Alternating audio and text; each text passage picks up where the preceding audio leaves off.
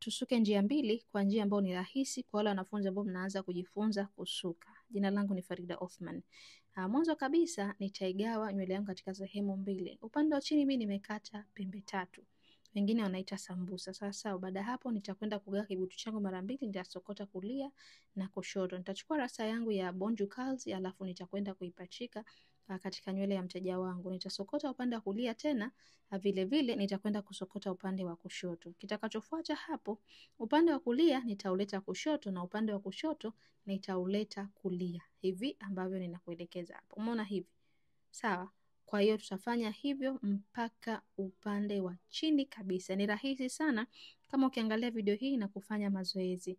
Wakati nasokota nywele yangu, naomba nikukumbushe, mimi jina langu ni Farida Othman. Una uwezo wa kuendelea kujifunza kupitia magrupu yetu ya WhatsApp. Ni bure kabisa. Unachotakiwa kufanya, ingia YouTube, tafuta Farida Othman, gusa button nyekundu iliyoandikwa subscribe, kisha nitumie screenshot kwenye WhatsApp namba ambayo unaiona kwenye screen. Kwa wale ambao mnahitaji mafunzo ya live, karibuni sana. Chuo chetu kipo Dar es Salaam Tegeta Nyuki. Tunafundisha kusuka nywele aina zote, tunafundisha mambo yote ya saluni kwa ujumla, lakini uzuri ni kwamba tunapokea mwanafunzi hata kama haujui chochote kabisa. Tutakufundisha hatua kwa hatua. Ada kuanzia 300 mpaka 600. Mnaotokea mikoani, hosteli zipo, karibuni sana.